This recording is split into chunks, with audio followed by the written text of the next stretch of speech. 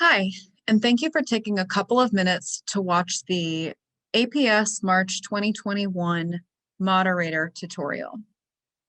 Before we get into your step-by-step instructions on what a moderator is specifically supposed to do on the day of the event, I wanted to show you here this screen where your audience will be viewing the session. The black box here with the player triangle in the center is what we refer to as the player window. So when your audience is watching the show on the event platform or the event website, they'll see it here in this box. To the right of the box, they have the Q&A widget and the chat widget. During the event, the attendees can ask questions here in this Slido widget. They can type in their question, and it also gives them the option to type in their name, or they can remain anonymous. During the session, your audience members can also chat back and forth between themselves using the chat function here. Anything that they type into this Q&A widget, however, will appear in your Slido. Which brings me to my next point, which is what is a moderator supposed to do on the day of the event? So your step one as a moderator is to call into the Zoom meeting that was provided to you by APS as your Zoom link for the day of the event. You click on your Zoom link and join the meeting, and the first place that you will get to is a green room. That first green room will have several windows here, like this gallery view that you see. Anywhere between 50 and 150 people will be in the green room. And if you wait patiently, a green room tech will move you into your correct breakout room. Now, once you're in your correct breakout room, I recommend that this is a good place for you to stop and pull up either Slido on a separate website. So you as a moderator can go back and forth between looking at Slido on the computer on this website and minimizing it as needed to see your Zoom meeting.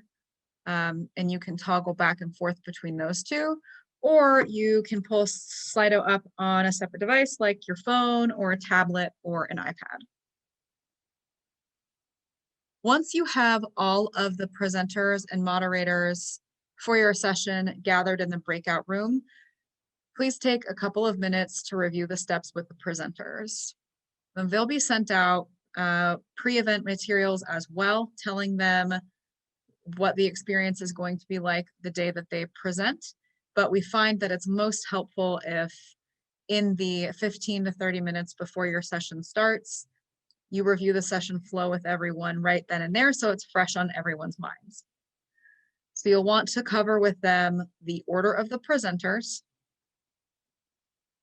at which point you're taking Q&A within the presentation,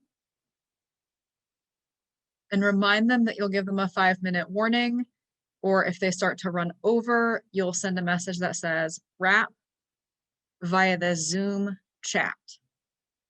The Zoom chat is only visible to members in your breakout room. Please also remind the other presenters that in order for those reminders to be effective, we need to cut down on traffic in the Zoom chat. So really only use it if you need to communicate with someone during the actual presentation.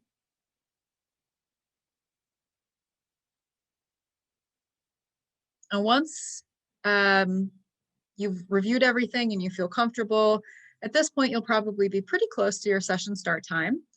And somewhere between 2 and maybe as late as even 7 minutes before your show is about to start, a Freeman technician will come through your breakout room and let you know that you are live to the event platform.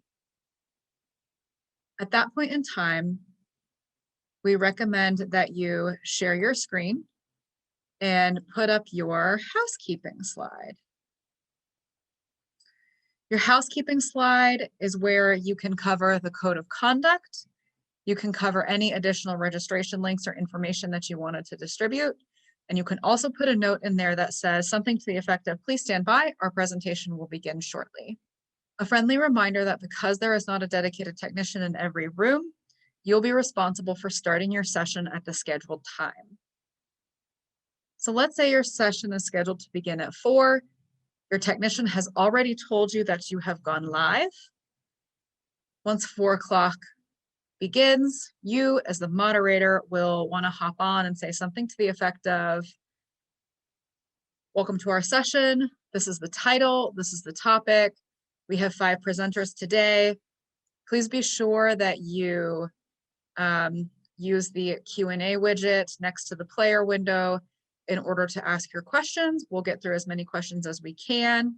If you can, stick around or join the after session networking. There's a Zoom link provided on the website as well. And if there's anything else that you want to cover housekeeping wise with the audience, you'd want to do it then, and then introduce your first presenter and let the session begin to roll. In between presenters, you can thank that presenter and introduce the next one, or you can have presenters when Scott finishes, Scott can introduce Karen, etc. At the end of the event, once everybody has given their talks and you've gone through your Q&A, you'll also want to end your session. Thank everybody for attending, let them know you'll see them in the post-session networking, and everyone can exit the Zoom meeting. Now let's say something goes wrong. It's 2 minutes before Scott is supposed to end here and Molly's supposed to start, but for some reason Molly dropped out of the Zoom. You can ask for help and invite the host and flag us to let us know that if she pops back in the green room, we need to get her to you right away. Or you can elect to skip to the next presenter and fit Molly back in line when she comes back in. Now, obviously, we don't want to be switching the order of our presentations unless there's an actual, what we would consider to be a show site emergency, is it's 4 o'clock and the person supposed to be presenting at 4 o'clock isn't there. Obviously, you want to continue with the session as closely to the plan as possible. This is also the button to press if there's something going wrong and you're not quite sure how to handle it. You can invite the host and someone from Freeman will come to the room to assist you. If you, as the moderator yourself, get dropped off the call for whatever reason, dropped out of the Zoom room, just call back in as quickly as you can and the green room operators will get you there. Whoever you elect to be your co-chair or your backup moderator can also press this Ask for Help button. Common problems you might run into during the session are someone screen sharing and their screen freezes. Someone drops out of the Zoom call. You can see someone but not hear them, or vice versa. You can hear them and not see them. Obviously, if you can hear them and not see them, and we're down to the wire past the session start time or at the session start time, continue to encourage them to give their presentation even though they cannot be seen. A lot of the common problems like screen freezing, those can be bypassed just with a little bit of patience, giving it some time. If you're having significant challenges and that person won't unfreeze, you can direct them in the chat to leave the call and come back into the call.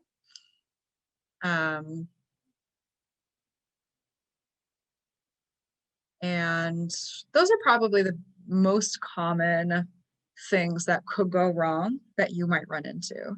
But again, that's why the Ask for Help button is there. If something comes up, you're not quite sure how to handle it, you can invite the host into the meeting and we can come assist you. Just please remember that when we do pop into your room, we will be muted and our cameras will be off so that we do not appear on the live stream. So when we come in, we will be using this chat function here to send you a message to see how we can be of assistance.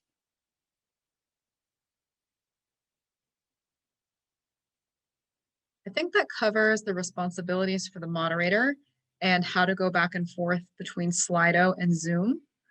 Another thing I wanted to point out about Slido is that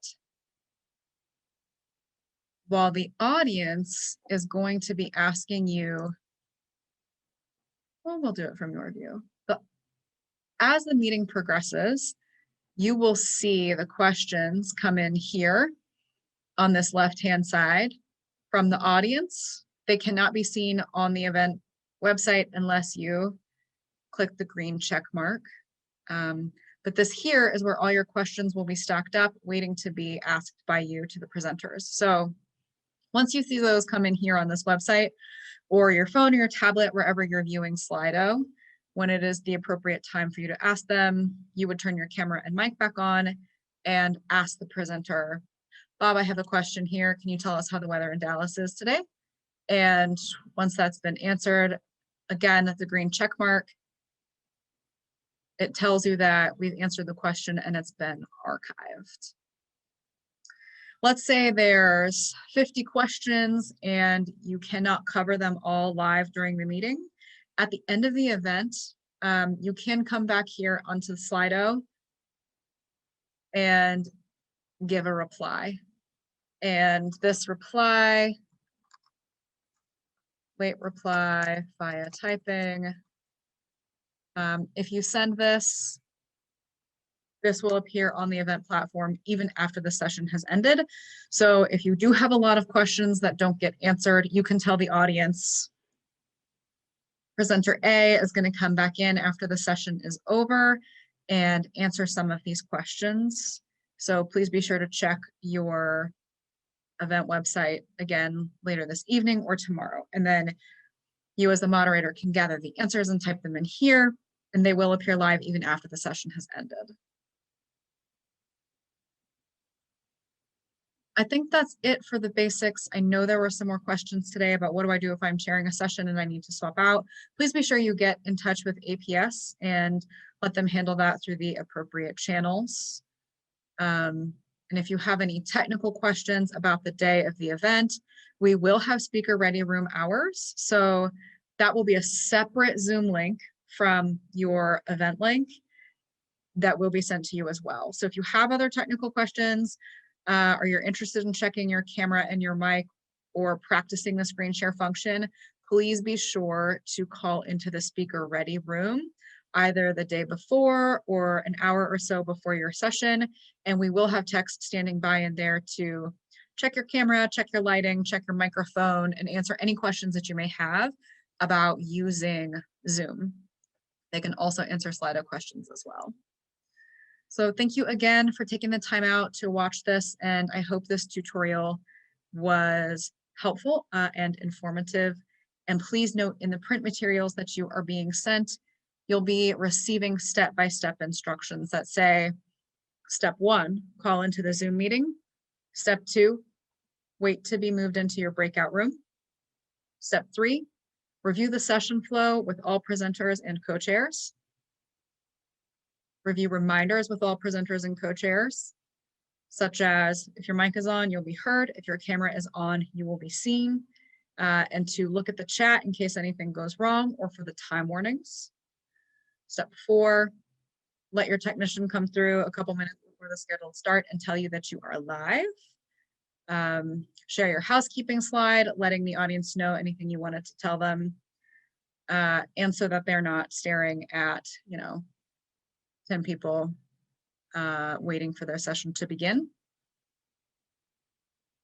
At the session start time, go ahead and kick off your session, flow your session, and then end your session and exit the Zoom. If there's any further questions, please be sure to reach out to the ABS help email, and have a great show. We can't wait to see you on the day of the event.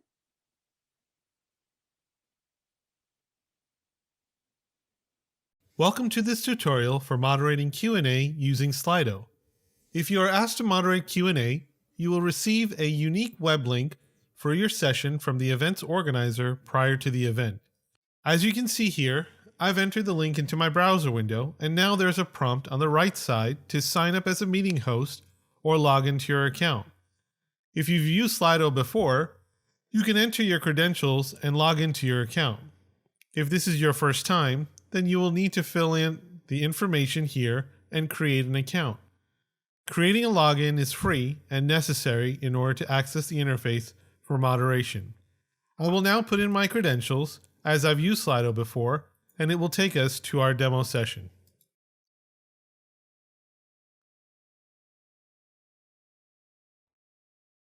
This is the interface that you will view in order to moderate the questions. On the left side here, you will see all the questions that have come in from the audience. On the right side here, you will see the questions that you will approve for the audience to see. I have pre-populated some questions here on the right and will now open an additional browser window that will show us the audience view just for today's demonstration purposes. There is a good list of entries from the audience here, but as we look through this list on the left, not all of these entries would be appropriate for a Q&A session. For example, sometimes there may be entries that were intended for a chat window rather than a Q&A window.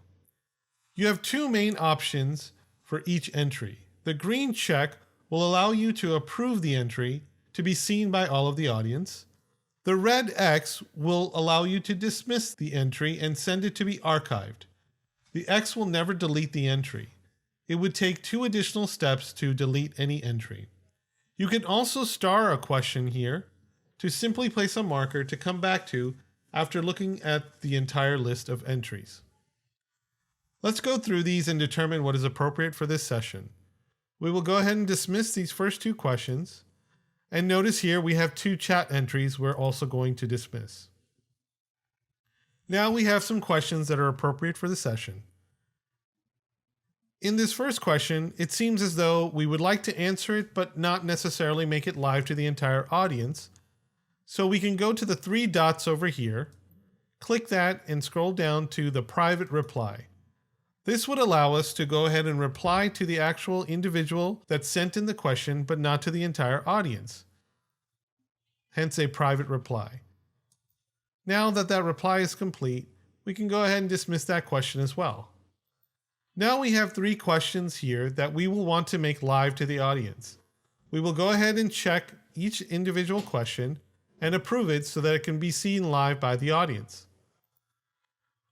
Once it's gone live to the audience, it will populate here on the audience's screen.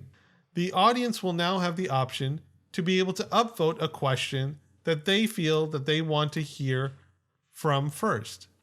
So as you can see here, I've been upvoting this question and now I'm giving it 3 votes. And you notice that it is at the top of the list. And as you look at the bottom question, I'm going to move that one up also using the upvoting feature from the audience. Now as a moderator, you have a more accurate view of exactly what the audience would like to hear first. Now when you decide which question you're going to answer, you can come back over to the moderator panel and you have 3 options here as well. A star if you want to mark the question to come back to, a highlight question button so that if you pick that question to be answered now, you can highlight it, and it will also highlight in the audience view into a different shade. Once you're done answering it, you can go ahead and mark it as answered and it will send it to the archive as well. Now, if you have a question that you are not verbally answering on screen, but instead want to send an individual reply to that question, but allow the entire audience to see it, in this panel, when you hit the 3 dots, you will hit reply, but it will not be a private reply. It will be a global reply to the entire audience.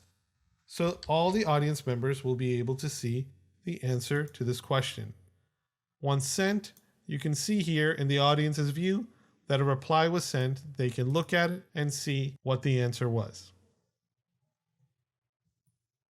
When a session is complete and you no longer are taking questions from the audience, you can go ahead and archive all the questions and then go over here to the settings icon that would allow you to toggle the option to close questions. Once you close questions here and save it, now no more further questions can be taken in from the audience and your session is now complete. Thank you for watching this tutorial and have a great session.